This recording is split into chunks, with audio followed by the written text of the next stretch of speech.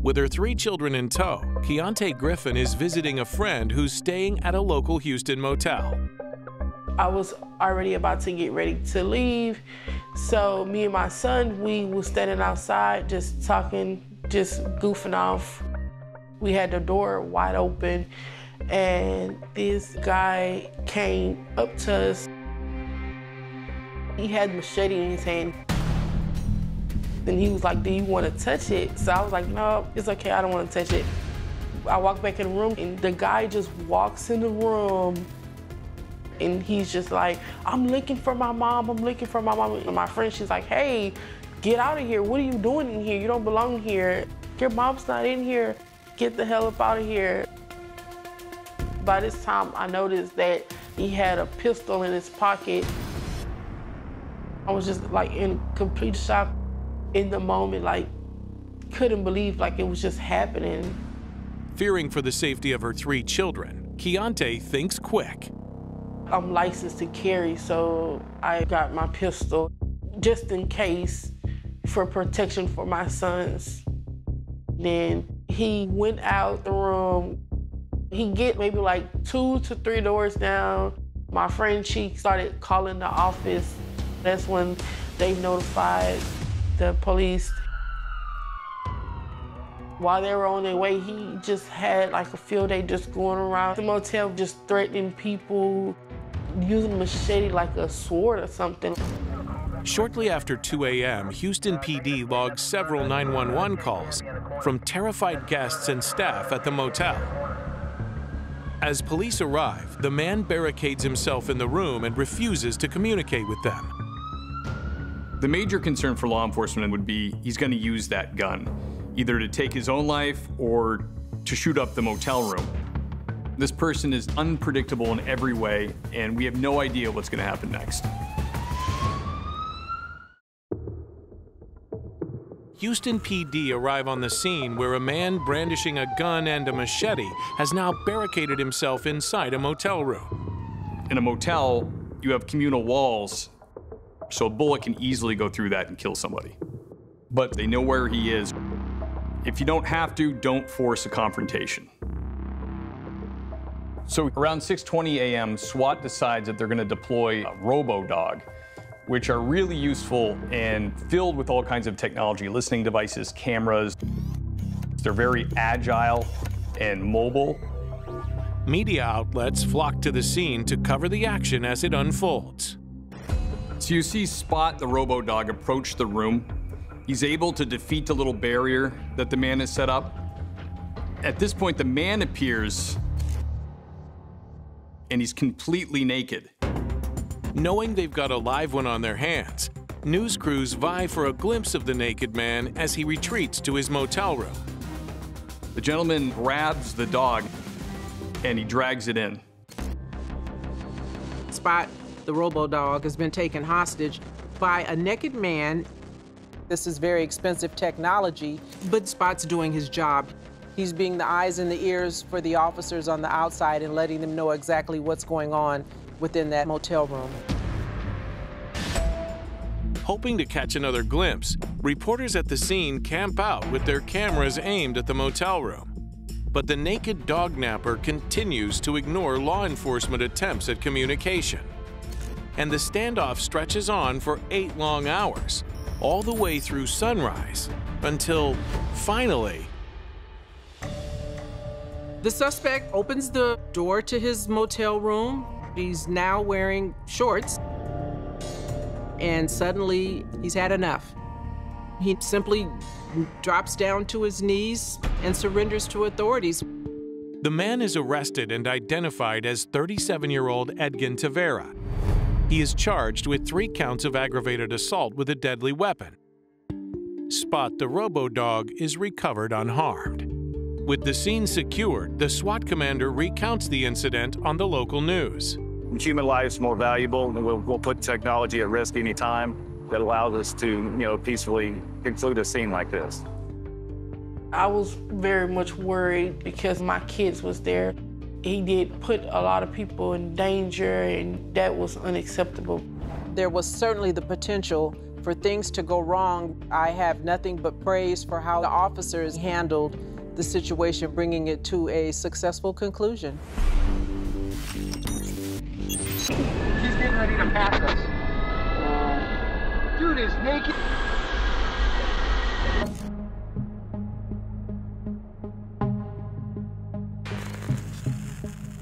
Jesse Fischel is trying to make his way home safely on a cold Kansas City Sunday. But that simple plan is about to be upended. It was around 1 p.m. I was coming from the gun range. I was heading home. We're looking at him right now. That's creepy. Less than an hour earlier, Forrest Bryant returns home from his mother-in-law's birthday party to find his ATV missing from his garage. He calls 911. When I called the operator, told her I wanted to report a missing ATV, she said, by chance, is it yellow? And I said, yeah, how do you know that? And she says, well, sir, we know where your ATV is, and we're after the person that took it. Mr. Bryant's ATV is on I-29, or to be more precise, on the median on I-29, and law enforcement units on the ground and in the air are in hot pursuit. I mean, there's state troopers, KCPD, the sheriff's department, helicopters up. Wow. We weren't sure if this was a robbery that turned into a high-speed chase or murder. And then I saw a guy on an ATV come up out of the woods. I'm thinking to myself, yo, man, you don't want to be up here right now because the cops are all over the place. They might just pick you out for fun. But when he got right on the edge of the road, you could see that he had no shirt on, and then just turned into head-on traffic and floored it. And I realized he was fully naked. That's creepy. Swear to God, white dude, naked as a jaybird, on an ATV, running against traffic on I-29. Cops have a rolling roadblock. I swear to God, there's like 12 of them behind us. This dude is butt naked. I was pretty shocked. And I thought to myself, I would not be naked at 30 degrees on an ATV. Holy. You don't often encounter a police pursuit. You certainly don't often get to see someone who's being pursued by the police on an ATV. And then to further exacerbate this already crazy situation, the suspect is completely naked. We were averaging between 50 to 65 miles an hour. There's cars coming full throttle at him, and they have to swerve to avoid hitting him head on. I mean, this could be seriously deadly. What makes this police pursuit particularly dangerous is that they're chasing an individual who's driving against traffic. That means oncoming traffic may or may not be aware of what's going on in front of them. You don't know whether or not these oncoming vehicles are going to be able to avoid a collision with this car who's coming directly towards them. He's really flying now and, responding to traffic crashes with motorcycles. The road can do terrible things in the form of road rash. And if you're naked, I wouldn't even want to see that. You see the whole four-wheeler kind of do like a dive down and then jump back up. He had missed the gear because he was trying to accelerate forward. He missed the gear. And then when he finds the gear, he actually manages to accelerate. Wow, this dude is going faster on an ATV than we can go on cars. He ends up crashing into some railroad boxes, gets thrown from the ATV, and is apprehended by police. Before they can book and process the guy, they have to take him to the hospital. The buck-naked ATVer is identified as 27-year-old Jonathan Menth. His injuries from the crash result in a several-day hospital stay, but that's the least of his problems. He's no stranger to law enforcement, having been arrested 5 previous times. Earlier in the day, he had led officers on a vehicle pursuit and was able to successfully evade apprehension at that time. The gentleman was in a stolen car and bailed out of the car and ran through the woods toward my house, which is about a mile north of where he got out of the car. He comes across this ATV and takes officers on yet a second vehicle chase.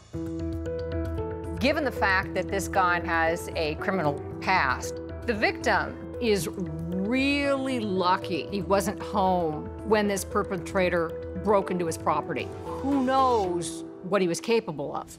The Clay County Prosecutor's Office charges Ment with second-degree burglary, tampering with a motor vehicle, property damage, and first-degree sexual misconduct. A $50,000 bond is set with the stipulation that, if released on bail, he cannot go out in public unless fully dressed. Ultimately, Ment pleads guilty to resisting arrest and tampering with a motor vehicle, and in March 2019 is sentenced to 3 years in jail. Eventually, they called me and said, we have got your ATV back, and give me the location where it was at that I could come and pick it up. The ATV was a total mess. This is the ATV that naked man rode. The owner tells me he spent $8 washing the mud off after he recovered it, but it still needs to be sanitized. And though Forrest gets his vehicle back, he never solves the greatest mystery of all. I have 7 acres here, and there's another 5 next to me that's vacant. So I walked the tree lines with my dog and never did find anything. So I don't know when he took his clothes off, maybe after he took the ATV, or it might have been before. Dude is naked. This would take the top tier, most shocking thing I'd ever seen in my life. I've seen a lot of shocking things, but nothing quite this shocking. This dude is butt naked.